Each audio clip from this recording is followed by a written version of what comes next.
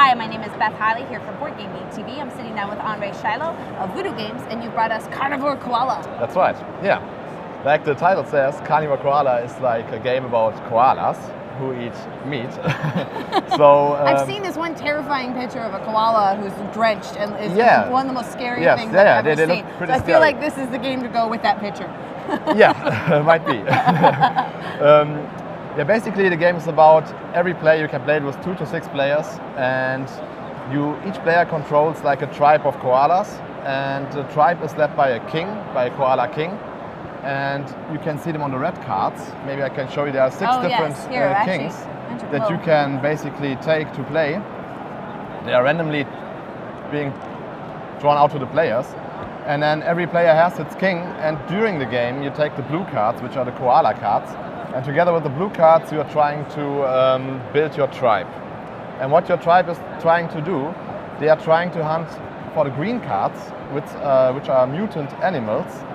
So we are living in a post-eucalyptic world with mutant animals, and the eucalyptus has gone out, and you need to try to hunt for meat to don't starve to death.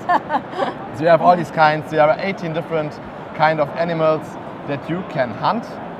In the game, each player tries to hunt 3 animals. The first one you are hunting is the appetizer, then you are hunting for a main dish, and then you are hunting for a dessert afterwards. And you hunt them to please your king because he wants to have you cook his perfect 3-dish meal. And you can hunt the animals by using the blue card. So basically what you are doing during the game, every player has 3 cards on their hands, and you can play them out. There are different types of cards. You have yellow cards, which are called work bears. You have purple cards that are called backstabbers because they have some effect on the game where you can influence the game mechanic and play an immediate effect on the game.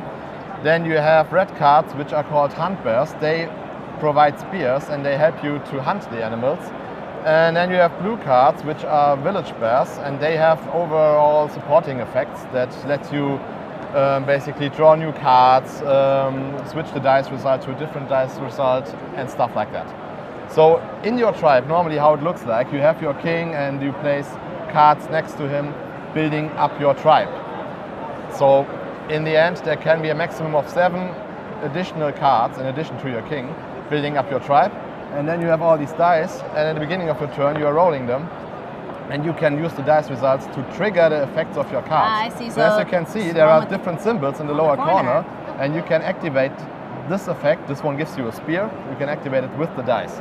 So what you're trying to do to hunt the animals is, when you look at the animals, they show different animal symbols on the bottom. I'm guessing a combination of the 2 animals they are. That's absolutely correct. They are always a combination of like a bird and a reptile. And what you're trying to do is to hunt this animal, you need to have yellow work bear cards that show these symbols. So there are cards showing 2 symbols already, but there are also cards that provide, it's another one with 2 symbols, but there are also cards that just have like 1 symbol, and you are somehow gathering cards to match these symbols. And as soon as you can match these symbols, then you could say, okay, this card matches the symbols. What you need then is 3 spears to hunt it. You could either roll 3 spears, then you would have successfully hunted. You spent these 3 spears, you spent this card, and you can hunt this animal. So you take it, and then you can hunt for the main dish. And a new one is drawn, and everyone else hunts for the appetizer. And that continues until someone has managed to hunt for the dessert. When you hunt for the dessert, you win the game. And acquiring spears can also be done by activating the hunters. You can activate them either with a spear or with a koala symbol, or with this one, because you can choose between the koala and the spear symbol. And what he does, he gives you 2 spears in exchange to one of these symbols. And yeah, what we're doing is you're trying to get 3 spears, you're trying to match the symbols, and you are trying to use your village bears to support your tribe by giving you other effects. Now you had mentioned, as we were looking at the names on the cover here right before we began, that you did have one artist. That's right. Who did all the artwork for this. That's correct. It's one artist. His artist name is the Miko. His original name is Mihailo Dimitrievski. He also did some other great artworks for other games. And he did all the koalas and all the animals you can see in the game. And he's already asking for more. And because the game runs pretty well, we are actually thinking about an expansion right now. Fantastic. So there will be even more koalas than there are already in this one. How long would a full game take you? We have a playtime of about 20 to 40 minutes. Depends on the players, of course, how fast they are, but normally it's a short-term game, I would say, that you can play while you are still waiting for your pizza or waiting for other players to join your game group. Well, if you want to completely change your worldview of cute little koalas, then you guys should check out Karnivore Koala from Voodoo Games. Yeah.